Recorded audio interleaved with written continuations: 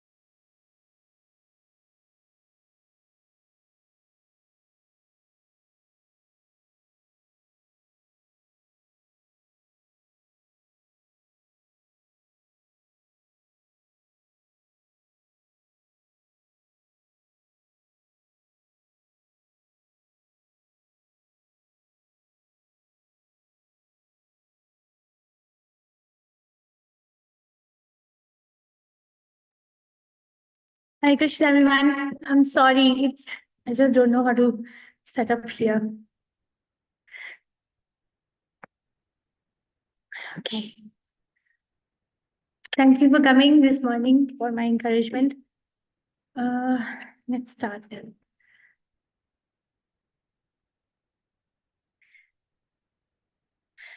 Jayo Radha Madhava Kunja Bihari Jayo Radha Madhava Kunja Bihari Jaya Gopi Janavallabha Girivardhari Yashodanandana Vrajjanaranjana Yashodanandana Vrajjanaranjana Jamana Tiravanachari Jamana Tiravanachari Jayo Radha Madhava Kunja Bihari Jayo Radha Madhava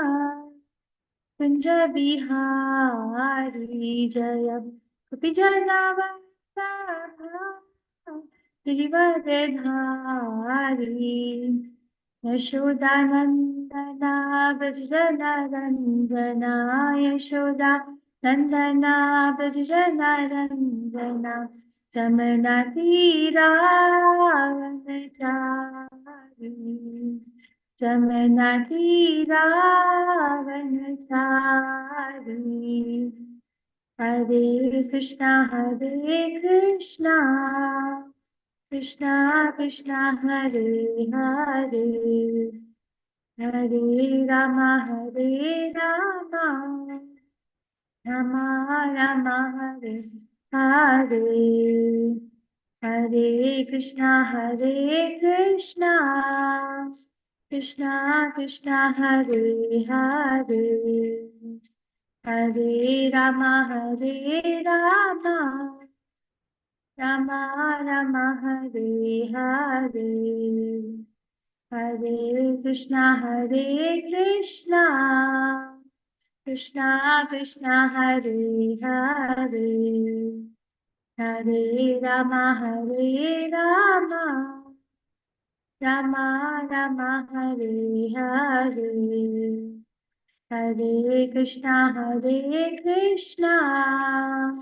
Krishna Krishna, Hare Hare.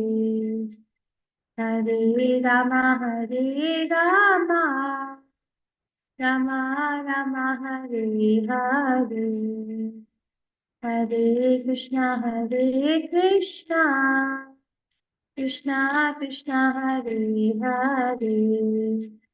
Hare Rama, Hare Rama, Rama Rama, Hare Hare. Hare Krishna, Krishna Krishna, Hare Hare.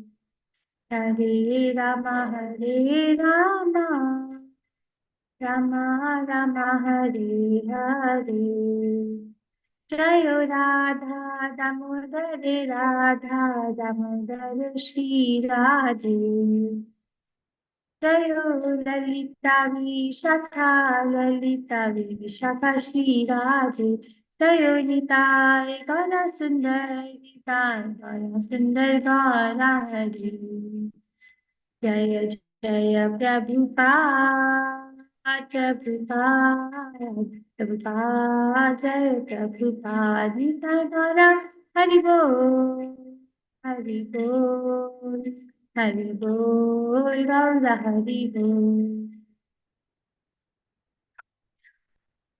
Hare Krishna. Thank you for coming, everyone, again. So we will start with our verse today. Let me just bring it up. This is very difficult for me to pronounce. So if any one of you would like to volunteer to read it, that would be very nice. Reading from Srimad Bhagavatam, 5th canto, chapter 19, verse number 9. Bharate api varshe bhagavad naranarayanakya akalpa antam upachita dharma jnana वैराग्या Aishwarya उपसमा उपरमा आत्मा उपलम्भनम् अनुग्रह्या आत्मावताम् अनुकम्पया तपः अव्यक्तगतिः चरति. Anyone would like to recite? Okay, we'll try one more time. Bharate api varshe bhagavan narayana akhya akalpa antam upachita dharma jnana vairagya Aishwarya उपसमा उपरमा आत्मा उपलम्भनम् अनुग्रह्या आत्मावताम् अनुकम्पया तपः अव्यक्तगति चरति. Okay, synonyms. Bharate, in Bharat. Api, also. Varshe, the tract of land. Bhagavan, the Supreme Personality of Godhead. Nar Narayan Akhya, known as Nar Narayan. Akalpa Antam, up to the end of the millennium. Upachit, increasing. Dharma, religion. Jnana, knowledge. Vairagya, renunciation or non-attachment. Aishwarya, mystic opulences. Upasama, control of the senses. Uparama, freedom from false ego. Atma upalambhanam, self-realization. Anugraya, to show favor. Atmavatam, onto persons interested in self-realization. Anukampaya, by causeless mercy. Tapaha, austerities. Avyaktagatihi, whose glories are inconceivable. Charity, executes. Translation by His Divine Grace Srila Prabhupada Ki Jai. Sukhdev Goswami continued, the glories of the Supreme Personality of Godhead are inconceivable. He has appeared in the form of Nar Narayan in the land of Bharatvarsh, at a place known as Badrika Ashram, to favor his devotees by teaching them religion, knowledge, renunciation, spiritual power, self-control, and freedom from false ego. He is advanced in the opulence of spiritual assets, and he engages in executing austerity until the end of this millennium. This is the process of self-realization. Purport by His Divine English Prabhupada Ki Jai. People in India may visit the temple of Nar Narayan at Badrika Ashram just to learn how the Supreme Personality of Godhead, in his incarnation as Nar Narayan, engages in austerities to teach the people of the world how to achieve self-realization. It is impossible to realize oneself simply by absorbing oneself in speculation and material activities. One must be very serious about self-realization and the practice of austerity. Unfortunately, the people of this age of Kali do not even know the meaning of austerity. Under these circumstances, the Lord has appeared as Sri Chaitanya Mahaprabhu to bestow upon the fallen souls the easiest method of self-realization, technically called Cheto Darpana Marjanam, cleansing of the dirt from the core of one's heart. This method is extremely simple. Anyone can chant the glorious Krishna Sankirtan. Hare Krishna, Krishna Krishna, Hare Hare, Hare Rama, Rama Rama, Hare Hare. In this age, there are different forms of so-called advanced scientific knowledge, such as anthropology, Marxism, feudalism, nationalism, and industrialism. But if we work very hard under their guidance, instead of adopting the process practiced by Nar Narayan, we shall waste our valuable living form of life. Thus, we shall certainly be cheated and misled. I think I didn't say Om Namo Bhagavate Vasudevaya, so I'm going to go a little untraditional ISKCON. So I'll go on from side Om Namo Bhagavate Vasudevaya and then I'll recite the Mangalacharan. Om Namo Bhagavate Vasudevaya. Om Namo Bhagavate Vasudevaya. Om Namo Bhagavate Vasudevaya. Narayanam Namaskrityam Naram Chaiva Narottamam Devim Saraswatim Vyasam Tato Jyaudhirayet Ashtaprayeshu Bhadreshu Nitam Bhagavata Sevaya Bhagavati Uttama Shloke Bhaktir Bhavati Nashtaki Om Ajnanti Mirandasya Gyanan Janjalakaya Chakshurunmitam Yena Tasmai Shri Gurve Namaha Shri Chaitanya Manovishtam Sapitam Yena Bhutale Soyam Rupa Gadamahiyam Dadati Swapadantikam He Krishna Karna Sindhu Deen Bandhu Jagatpate Gopesha Gopika Kantha Radha Kantha Namastite Tapta Kanchan Gaurangi Radhe Vrindavaneshwari Vishvanusute Devi Pranamami Hari Priya Jai Shri Krishna Chaitanya Prabhu Nityananda Shri Advait Gadadhara Shivasadi Gaur Bhakti Vrinda Hare Krishna Krishna Krishna Hare Hare Hare Rama Rama Rama Hare Hare Namam Vishnu Padaya Krishna Pristhaya Bhutale Shrimati Bhakti Vedanta Swami Namine Namaste Saraswati Deve Gaurbani Pracharine Nirvishesha Shunyavadi Paschatya Deshatarine. Sukdev Goswami continued, the glories of the Supreme Personality of Godhead are inconceivable. He has appeared in the form of Nar Narayan in the land of Bharatvarsh, at a place known as Badrikashram, to favor his devotees by teaching them religion, knowledge, renunciation, spiritual power, self-control, and freedom from falsehood. He is advanced in the opulence of spiritual assets, and he engages in executing austerity until the end of this millennium. This is the process of self-realization. So we are studying the 5th canto Srimad Bhagavatam, where there is description of the Jambudvipa, chapter 19, and we are on the verse 9. Before that, we learned about the mantras chanted by Hanuman on the glories of Sri Ram, at the lotus feet of Sri Ram. The more I read, the more I went back to my childhood, because, Ramayana is like our book in North India. So when you grow up with Ramayana, that's like your book. Anyway, let's have some fun.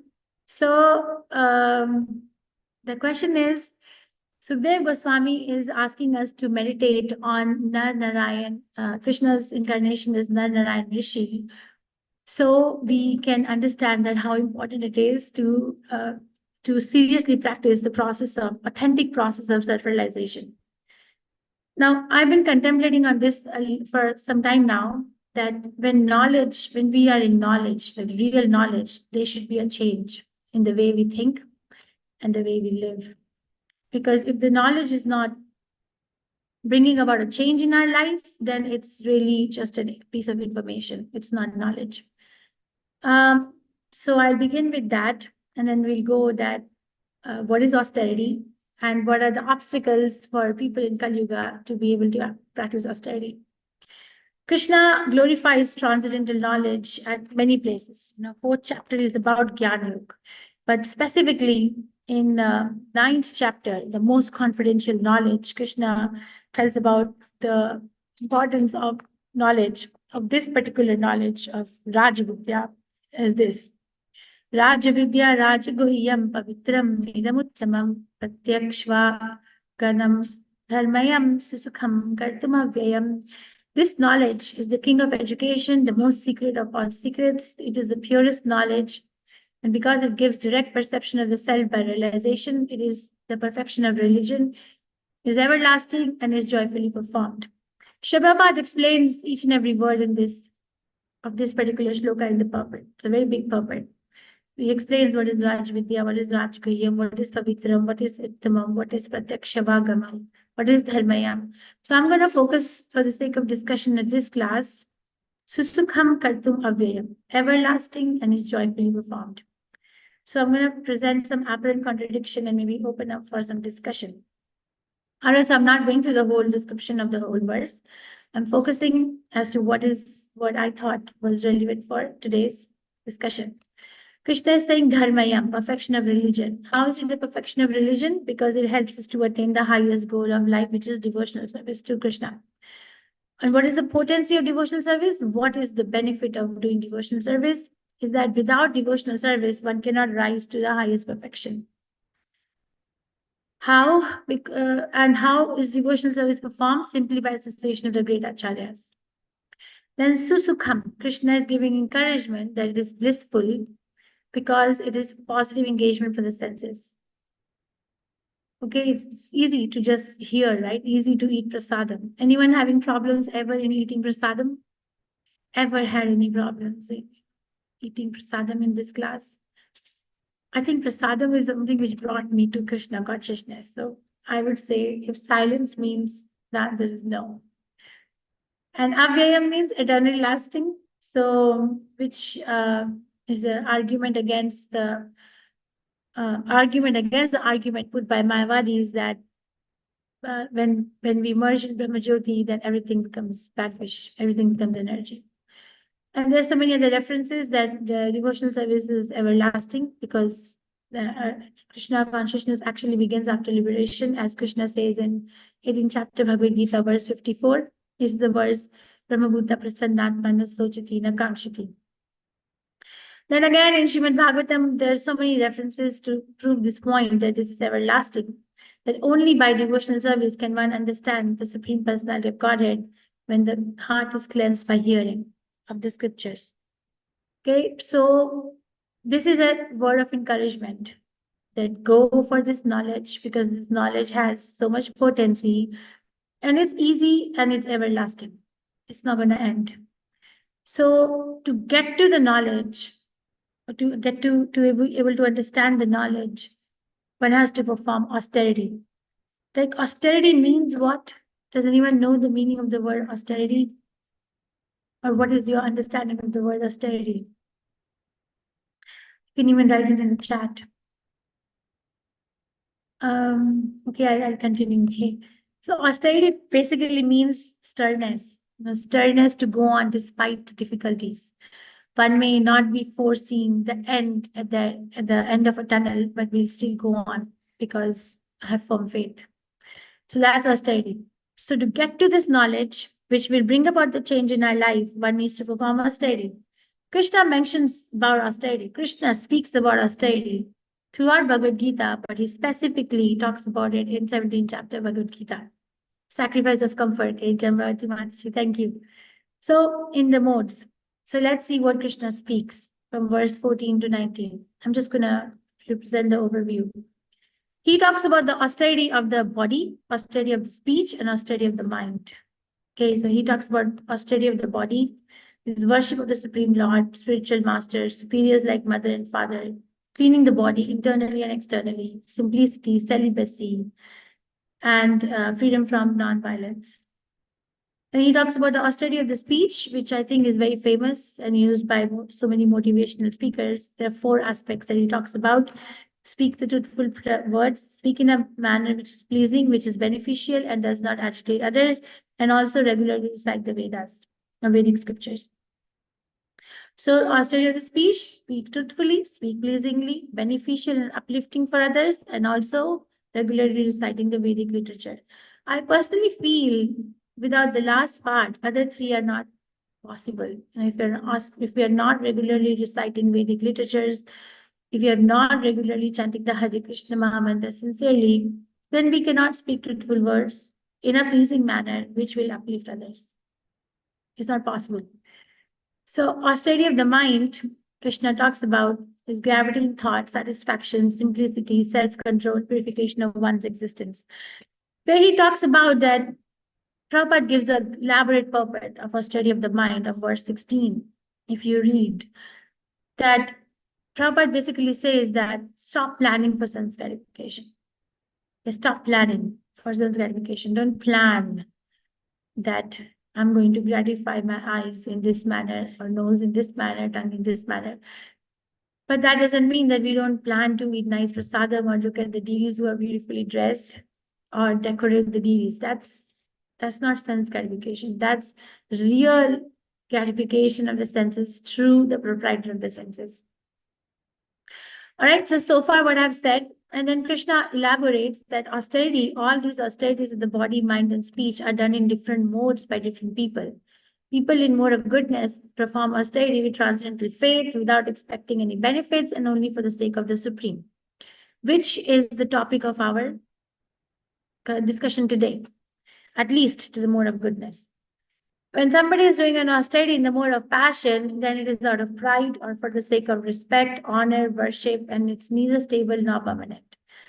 And austerity in the mode of ignorance, Krishna says, is out of foolishness, self-torture, or destroy others. Right? So far what I've discussed, Sukdev Goswami is telling us in this verse that we are of interest today, that Krishna has appeared in the form of Nar Narayan on Badrika Ashram on the track of Bharatvarsha, and he is teaching us the principles of self-control, freedom from false ego, renunciation, knowledge, simplicity. And Prabhupada is explaining that one must do this because one has to become serious about self-realization. If one is not serious about self-realization and is following this ism, that ism, Prabhupada is Marxism, feudalism, nationalism, socialism, then we're actually wasting the time.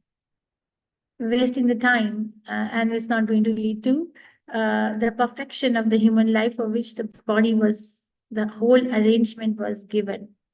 One benefit of being, there are many benefits. One benefit of being in Krishna consciousness and also being in medicine is you can actually see how complex the body is. You actually, you've become fully realized that it's very complex. If some balance is off, then how everything just falls apart. You don't have to have a very big problem for body to fall apart. Not everybody is dying from gunshots. Some imbalance in some part of the body, and deterioration is already deteriorating, right? If you read Damodar Leela and you read the 10th canto of Srimad Bhagavatam, the Damodar Leela, Narad Muni is describing there's a discussion that who does this body really belong to? Okay, maybe I'm going tangential, but I'll speak it out because it's coming in my consciousness. The discussion is that who does this body really belong to? Does this body belong to the mother? Because the mother has given birth, she can say that this is my child, come from my body. Or does the body belong to the father? Because the father is the one who gives the particle of life. And he further on goes on explaining, does the does it belong to the maternal grandfather? Does the body belong to the maternal grandfather? Because the maternal grandfather can say that the body has come out from my daughter, and so this child is mine, it belongs to me. Or does it belong to earth? Because after the soul leaves the body sometimes is buried. Or does it belong to the carnivorous animals like dogs, vultures, who actually prey on the body after the soul leaves the body? Narmuni is describing all this in that chapter. And then it becomes the element of their body and also a waste product of their body. So does this body that I have right now belong there? Or does it belong to the fire? Because after the soul leaves the body sometimes offered to the fire. So who does this really belong to? So he actually ends the conversation in an open end. In that way, if we are speculating mentally, one of the aspects of discussion in Prabhupada's purport today, I'll bring it up, is that mental speculation and material activities, it is impossible to realize oneself simply by absorbing in speculation and material activities. So if you go on speculating like that, and putting up the theories like this, that does the body belong this here, mother, father, maternal grandfather, this fire, earth, these carnivorous animals, we'll never reach the conclusion. We'll never reach the conclusion. So to be able to reach the conclusion, one has to come to the real understanding of transcendental knowledge. And then we understand that the body really belongs to Krishna. I am just in the body borrowed from Krishna. If something is borrowed from somebody, then there's got to be a reason behind borrowing, Something, let's say if somebody is borrowing your vehicle, you're not just going to give it to them for forever. There's got to be a purpose that it needs to meet. And then the vehicle should come back to you, right? I mean, if I lend my car to somebody, okay, can I use your car to drive here and I'll bring it back in an hour or two? Yeah, sure. But yeah, you have to bring it back. Like that, the body, if it really belongs to Krishna, so what is the purpose? What is the purpose of, Krishna lending this body to me right now? The purpose, according to what we are understanding today, is to perform austerity to become self-realized, to use it to become self-realized. Okay. But there comes the thing, but there are so many obstacles in practicing devotional service or process of self-realization in Kali Yuga. Okay, let's talk about this. So Srimad Bhagavatam, the rishis or the munis or sages in Naimisharanya, they understand, they can foresee, they're Tattvadarshi, the symptoms of the people in Kali Yuga. So this is what they say. प्रायेणाल्पायुषः सद्या कलावस्मिन् युगे जनः मन्दसुमन्दमतयो मन्दभाग्या उपाजितः. O learned one, in this iron age of Kali, men almost always have but short lives. They are quarrelsome, lazy, misguided, unlucky, and above all, always disturbed. Let's talk about it. So what is the obstacle? What are some of the obstacles mentioned by the sages of Naimisharanya? That despite of having access to transcendental knowledge, despite of getting reaffirmation and validation from the Supreme Personality of Godhead himself, that this is Susukham Kartum Avyayam knowledge, despite of getting instructions from Krishna himself of how to perform austerity of the body, of mind, and of speech, despite of having association of the devotees, why not progressing? What makes us not serious about Krishna consciousness? So let's see about, when I read this verse, it reminds me of, have you ever watched that Arabian Nights where a lady is sitting in a fair with a big crystal ball with big nails and then she shows the future? Have you ever had like seen it? I mean, do you have an experience like that? I don't know. In India, we have this lady sitting in a fair in Arabian Nights, and then she's like showing the future. This is your future. So this verse is somewhat like that. Gives me that vibes. So Alpa Ayushaha. So Srila Vishwanath Chakravarti Thakur talks that the first ineligibility of a person in Kali Yuga to actually become serious in self-realization is short-lived. Here today, gone tomorrow. Very short-lived. So, the time is not enough. So we cannot perform meditation for 100,000 years because we don't have 100,000 years. It feels like a blink of an eye, And the second, Vishwanath Chakravarti Thakur Prabhupada says, the second ineligibility is manda. Let's say if somebody has more years to live, somebody is healthy, living up to at least 100 years, which we are expected to live in this age. Then what is the next eligibility? Manda. Manda means lazy. I can when I want. Very, very lazy. Does not want to put time and effort, even though I know. So lazy person is a person who knows what to do but won't do it. So, sometimes we get like that, right? That, okay, I'll chant my rounds maybe later today. Let me just sleep a little more. Okay, I will watch some show and then I will get to the reading maybe later today. Maybe we'll see, maybe. So that's like lazy. And then the Vishwanath Chakravarti Thakur Prabhupada says, if somebody may have a big age, like may live for 100 years, somebody may have conquered the laziness. What is the third ineligibility? That also does not mean, so having a long age or not being lazy is also not enough to become serious in self-realization in Kali Yuga, because the third disqualification is Sumandamatyo. Sumandamatyo means we are always the mati, the intelligence, the unintelligent. We are practicing something which is not going to give us the benefit. Right? Arjuna asked this question to Krishna actually. In 17th chapter of Bhagavad Gita, first verse, Arjuna asked this question to Krishna.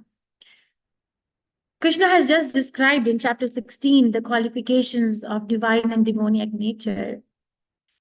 And now Arjuna is curious and he asks that, Krishna, what is the destination of that person who is worshipping something with faith, but it is not according to the Vedic literature or Vedic references or Vedic scriptures? What is the destination of that person? Does that person achieve the highest goal of life? Does that person goes back to Godhead? Is that valid? Is their faith strong? Is their faith bona fide? He's asking. So we might.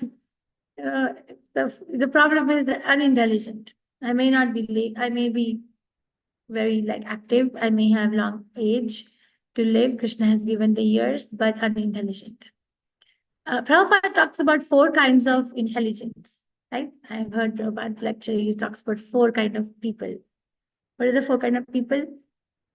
Do you know? What are the 4 kinds of people that Prabhupada talks about? He talks about lazy intelligent, lazy fool, busy intelligent, busy fools. So he says lazy intelligent is person sitting on the high court bench, the high court judge, for example. Or lazy fool is a person always sleeping. And then busy intelligent is okay, for example, an architect or a civil engineer. A busy fool is like a monkey, very busy, but foolishly busy. So out of the 4 categories, Prabhupada says lazy intelligent is good. So laziness is good and bad because if we are intelligent, but we are lazy and unintelligent. So that's a disqualification. Now, if somebody might have a long age, somebody might not be lazy, somebody might not be, so as aware that I'm unintelligent and approaches a person who is intelligent. But then what is the 4th disqualification? Mandabhagya. We approach the wrong person. We don't approach the right authority. We approach somebody when we think that the person is going to guide us. So these are the disqualifications to practice austerity and and Krishna consciousness in this age of Kali Yuga.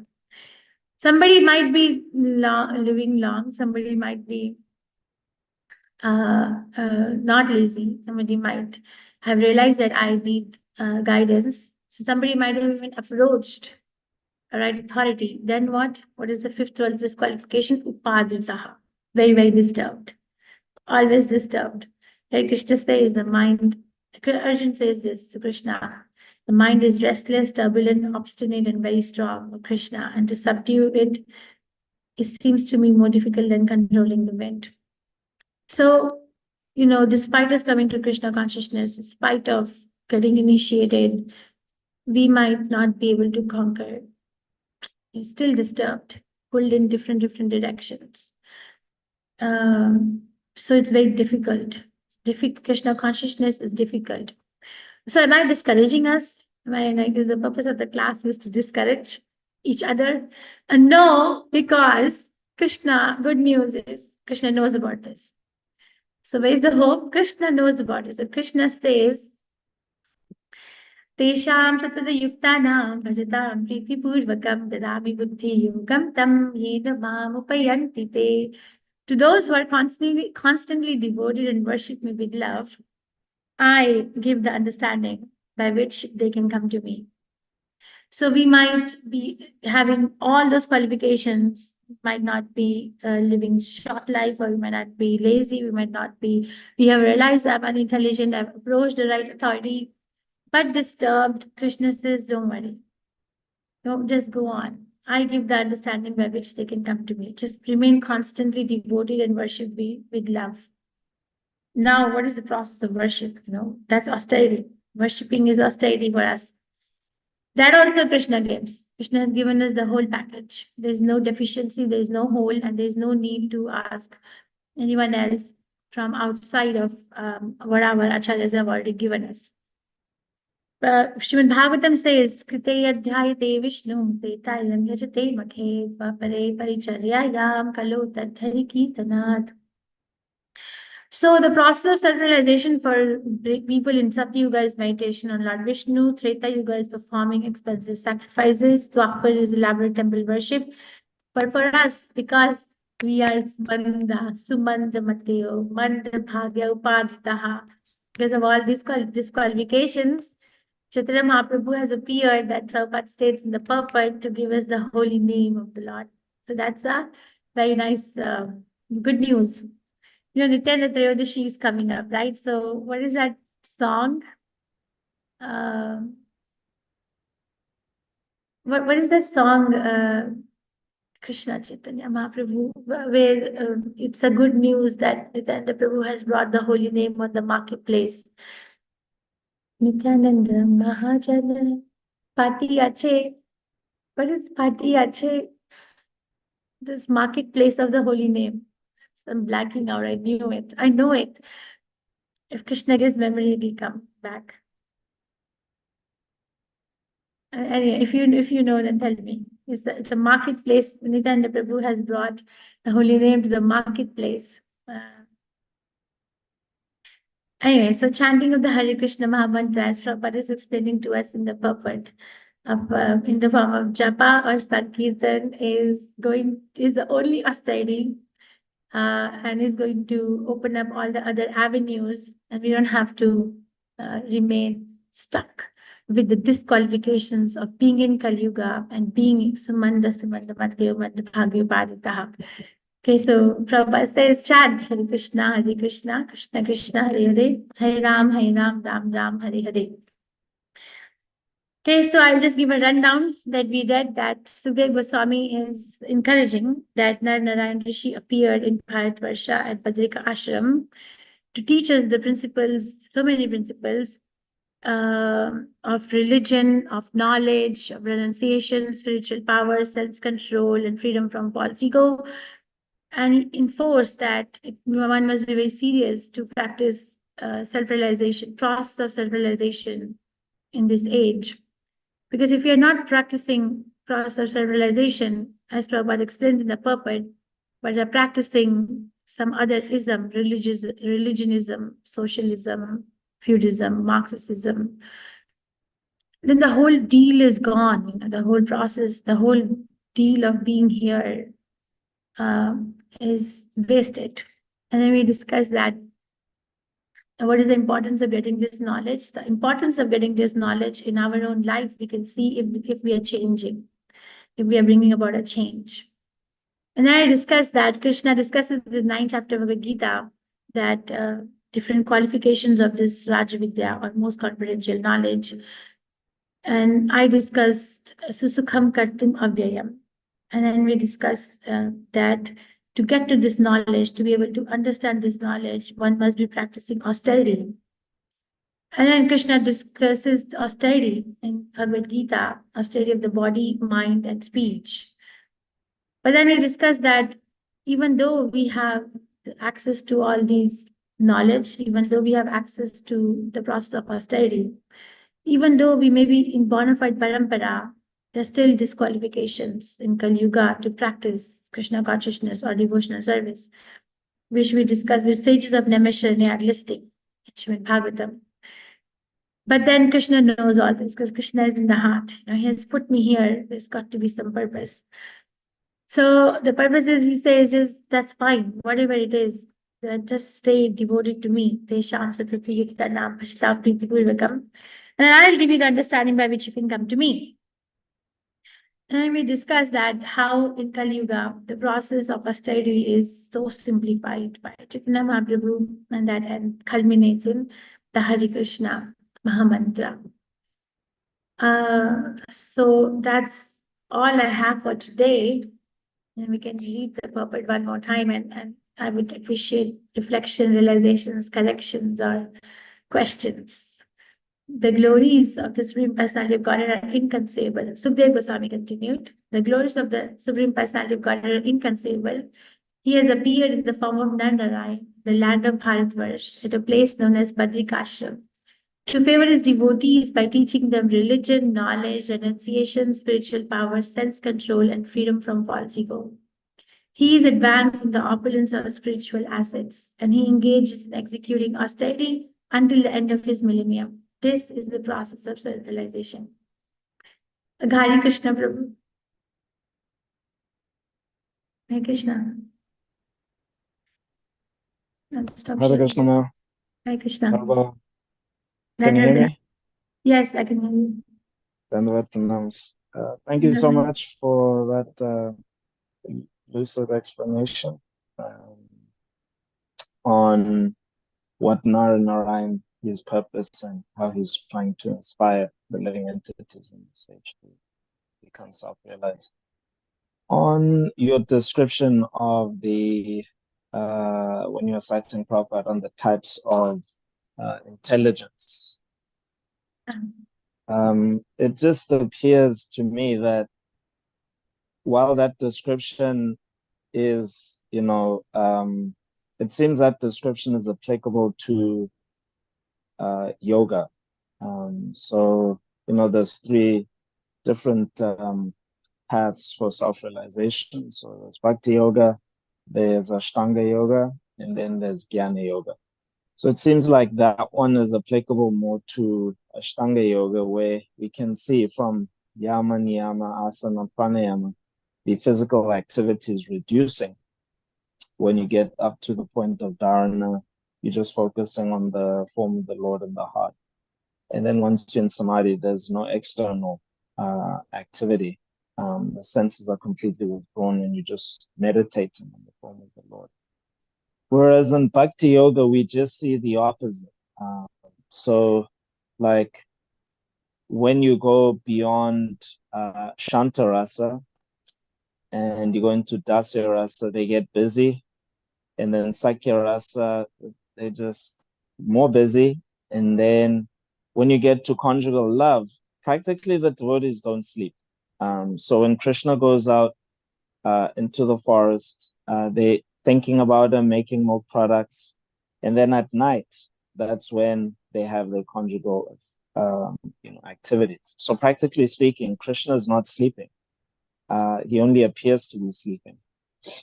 And we can also experience this as well in that how Prabhupada set up ISKCON as well, is if one comes to like joins a temple, actually your life becomes more hectic. There's just more service, and it's not hectic in the mode of passion, but it's beyond. Um, so it seems like activity on the Vishuddha Sattva platform, there's more activity. So it's not like that the residents of Vrindavan are lazy intelligent. I wouldn't call it that. It just seems to be that they are very busy.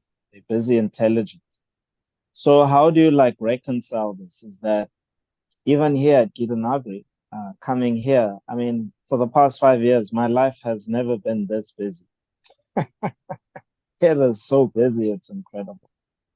So how do you reconcile this? And that's the one point. And then the second point is that devotees seems to use this busy, lazy, intelligent as a way to do less service. It's not that the devotees are escaping from service, but it's just that they are overwhelmed. So it's difficult to like swim in the flood of devotional service that's being established. So we have to do this project, we have to do that project. ISKCON temples are understaffed. So then devotees said, no, we don't have time for Shravanam Kirtanam. So let's be lazy intelligent. And so there's a tendency to want to do less because of just being overwhelmed. So how do you like reconcile this description of the highest form of intelligence in self-realization? Thank you for the question. So I would like to give reference as to where Prabhupada, but in what context he's mentioning it. So he's giving class in Los Angeles, and it looks like from what I hear in the class that the Rukmini Dwarkadish temple had just opened, and Prabhupada is saying that the neighbors are very envious of us because we don't go and work in the offices and wait for Friday evening to become happy. We don't, Prabhupada is actually making the noise of the truck. We don't go on the truck on the road and say, shoo, shoo, shoo, shoo, shoo, shoo. We're not running at 70 miles per hour and running from here to there, 1 hour drive to work and then coming back. So we are sitting in our temples. We are, our faces are becoming more and more effulgent. We are becoming more and more healthy. And then they ask us, Prabhupada says, the expenditure of the temple is $40,000 per month. Who's sending us money? So they ask us, how do you have such big establishment? How do you have such big cars? How are you managing so much? And you're not working. So Prabhupada said, but they won't come and join us. If we tell them, come and join us, you will see how we are doing it. They won't do that. So the context of the conversation or division of these people was from that thing. And lazy intelligence doesn't mean that we are sleeping and we are intelligent. Actually, lazy intelligent is a very thoughtful person, which is going along with the austerity of the mind that Krishna states in 17th chapter, which is gravity. If you read the purport, I'll show you the slide again. If you read the purport of this particular verse in 17th chapter, you see Krishna is talking about these austerities and this gravity in thought. So that's where it's not that the lazy person, the intelligent person is lazy. Imagine a high court judge cannot be lazy. They're not like banging on the walls, or they're not like doing stuff with their hands, but they are doing with their intelligence, and they are making big, big decisions.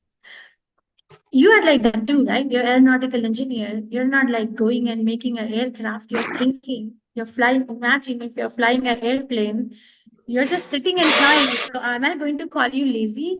That Aghari Krishna Prabhu is lazy because he's flying an airplane? Very intelligent, very focused, right? Very, very like productive. It's the quality of a Brahmana, basically. Lazy intelligent. The quality of a Brahmana from that aspect. So it has to be understood from what context Srila Prabhupada is trying to teach us. And the activities, soul is active. So the activities that you described in the spiritual world, there's no discrimination. There's no busy fool there. There's no like busy intelligence. Everybody is on the same level of serving Krishna. I don't know if these descriptions Prabhupada was explaining in context of the spiritual world. I don't know that. So if you are in Gidanagri, if I am in Gidanagri, and my life becomes more hectic, in the words of Bali Maharaj, which Parijata told me one time, then your chanting of Hare Krishna is fructifying, because you're chanting Hare Krishna, you're saying, "Oh Krishna, oh energy of Krishna, please engage me in your devotional service." So you're actually chanting of the Hare Krishna is fructifying. But I'm not minimizing the overwhelmingness. I'm not minimizing that. It is a fact, it is there, that one devotee is, it can become overwhelming. That is why there is a periodic need of disconnecting to connect back. There's a periodic need of self-care, a periodic need of developing understanding for each other, that we are tired because we are not pure devotees. We are on the path of becoming devotees, but we are not pure devotees yet. So I'm not minimizing that. Okay. I don't know if, and your life will be more and more hectic. And the problem is, in Mangalore, when I came to Krishna consciousness, it didn't matter whether it's Sunday or Saturday or Monday or Wednesday. I go to temple every day, every day, every day, every day. I was like, why am I not looking for a vacation anymore? Why I don't want to sleep till 10 o'clock or 12 o'clock on Sundays anymore? Why do I want to get up at 4 and go to temple even on a Sunday when I don't have to go to college or hospital? Why? Because I'm so happy, so happy. The happiness drives us. What's your drive to stay in Gidanad? What's my drive to come here? It's like there's so much happiness which is not available anywhere in the entire creation, basically. Right? So yes, we are very tired. Yes, we are. I mean, you are right. I am staying in my home, so you're best. Yes, you are more tired. Every devotee in Gidanagri is, yes, but would they want to exchange it for something else outside? Then they'll be scratching their heads. Well, can I still stay near Gidanagri? Well, can I still do my services? There's going to be this, because the bond is that I'm so happy here. I don't know if I answered or not. Did you get anything? Yes, I did. Thank you so much. Thank you, Hare Hare Krishna. Krishna. Jampavati Mataji, Hare Krishna. So nice to have you here. Hare Krishna, it's so wonderful to have you here giving class. What a wonderful treat of a surprise this morning. But then I remembered that today is a holiday also.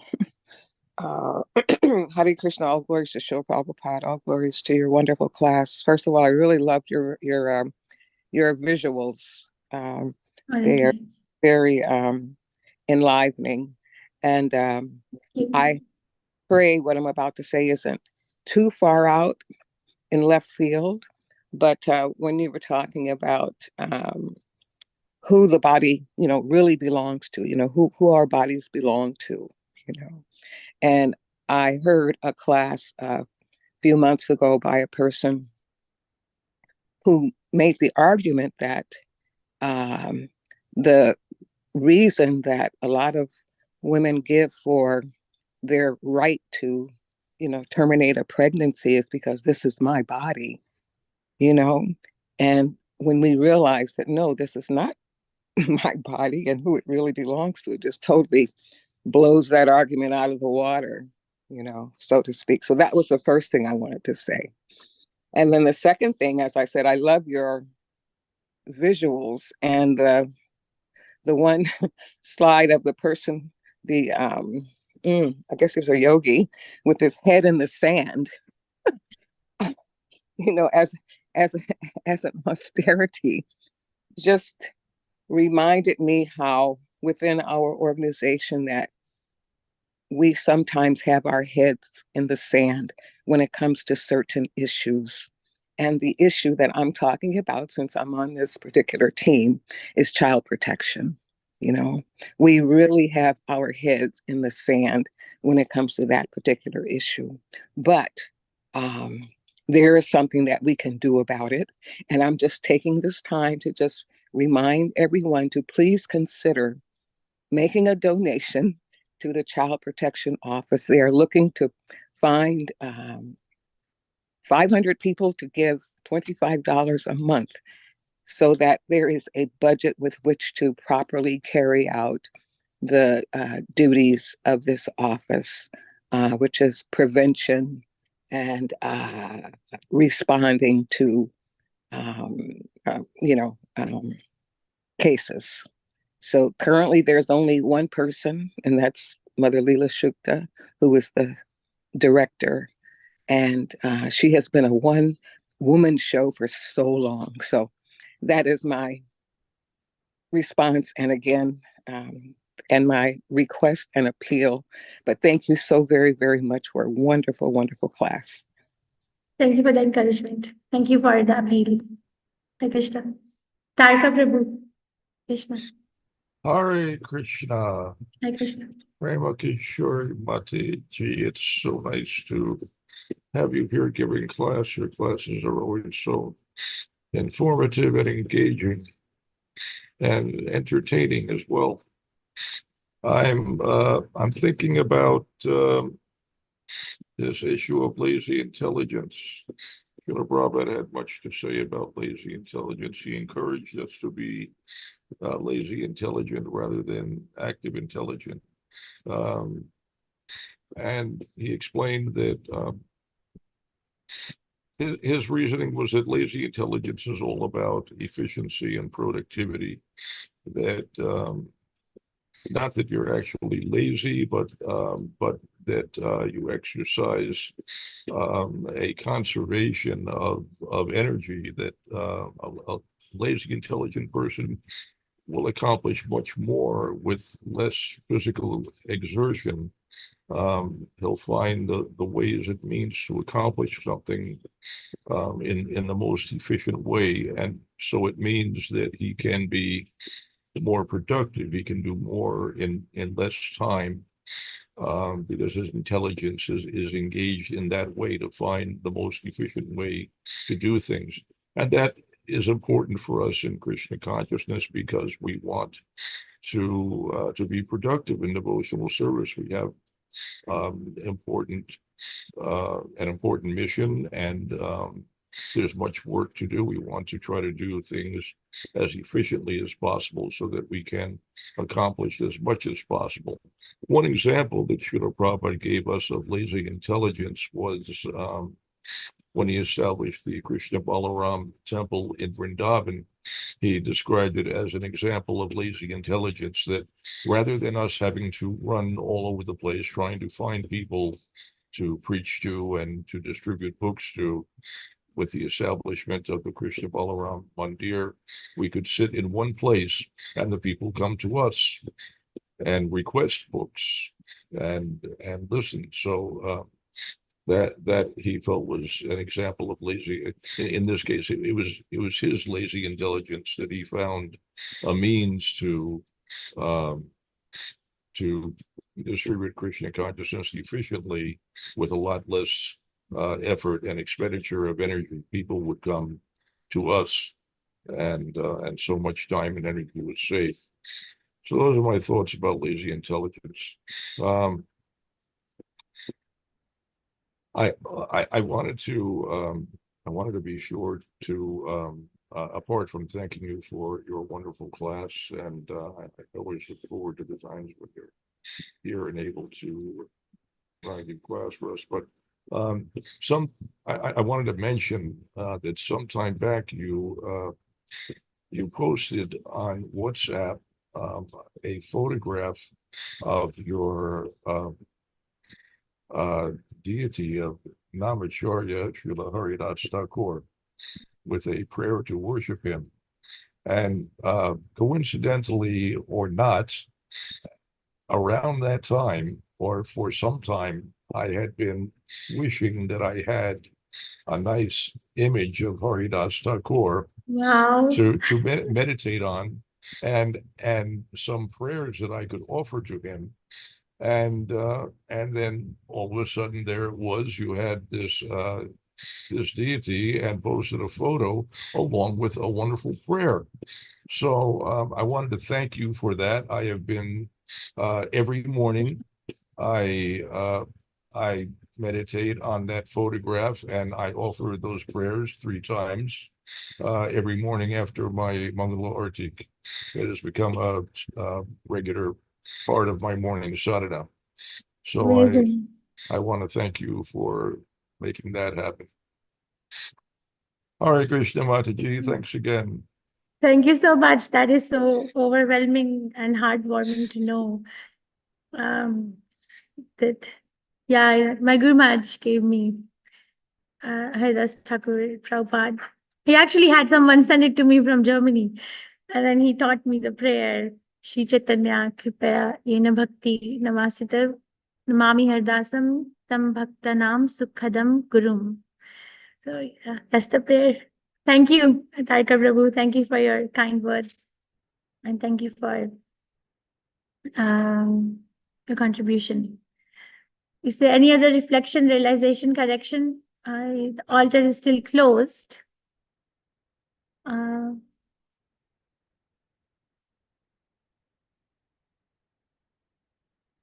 This assembly is very silent. Likes to be silent. But this is the best assembly I'll come back to always.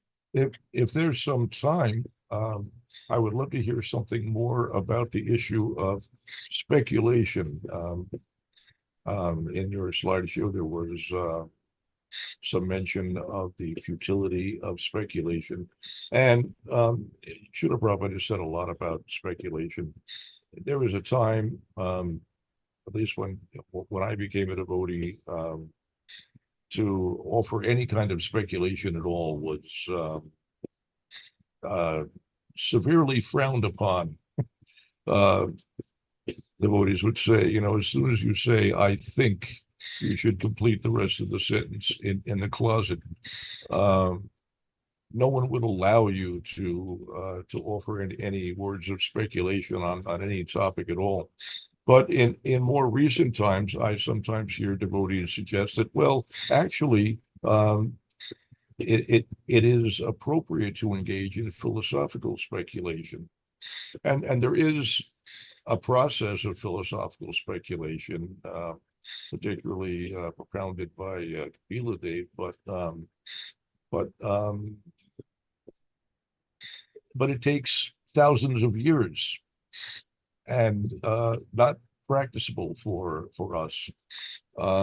So if you could offer any words of elucidation, clarification on this issue of speculation, I would love to hear some of that. Hare Krishna. Yes, yes, I'm trying to locate this verse from Chaitanya Chaitamrita, which states that the truth is not the secret of the truth, of the secret of the absolute truth. Let me see if I can locate this verse. I had sent it in email to a few people. Is not available in arguments, in speculation, in fine speech, or in big qualifications. It is actually hiding inside the heart of a pure devotee. That verse is very beautiful. That I think that's the answer to what you're asking, Prabhu. And thank you for bringing it up. Even before the class, I was thinking that I wish to have that verse. Maybe it is. I should have had that verse before. So, do you know that verse? Tapata Bhindam. What's that verse? It has like the tark and vitark. That's the thing that it's not available. Actually, in this particular chapter, why am I going over there? Let me take you that who is actually eligible to worship Lord Ram, right? It is said that what is the eligibility criteria when Hanuman is offering prayers to Lord Ram? What is it that actually attracts him? And then he says, see, nothing of these things attract you. That is why, this verse number 7, one cannot establish a friendship with Supreme Lord Ramachandra on the basis of material qualities such as one's birth in an aristocratic family, one's personal beauty, one's eloquence, one's sharp intelligence, or one's superior race or nation. None of these qualifications is actually a prerequisite for friendship with Lord Sri Ramachandra. Otherwise, how is it possible that although we uncivilized inhabitants of the forest have not taken noble births, although we have no physical beauty, and although we cannot speak like gentlemen, Lord Ramachandra has nevertheless accepted us as friends? So this is a speculation, that speculation means I'm imagining, but I don't have a proof, or I don't have evidence to prove that imagination. That's how I understand the word speculation. If there's any other understanding, you could say. And in that imagination, I put forth the theories. Maybe this, like, for example, Big Bang theory.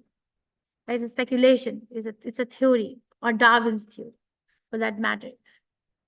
So this is okay. I may become a devotee of Krishna by taking birth, Janma, Aishwarya, Shrutashri. Krishna will get attracted, but Krishna is not getting attracted.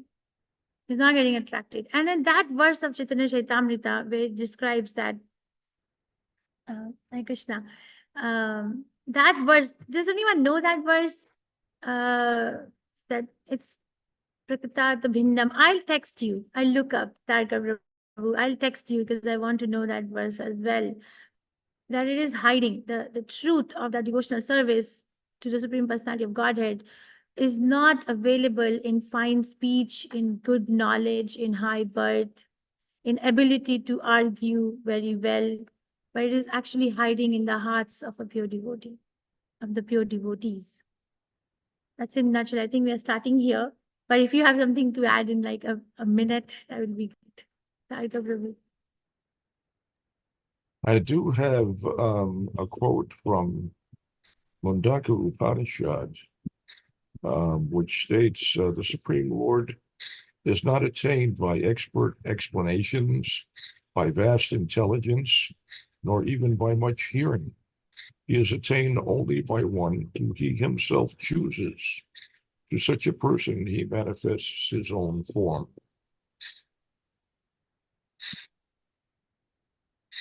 Okay. That is Nice. Mundaka Upanishad 3:2-3. Okay, I'm going to take you to Radha Damodar now. Jai. Jai Shri Radha Damodar ki jai. Hare Krishna. Jai. Hare Jai. Krishna. Thank you.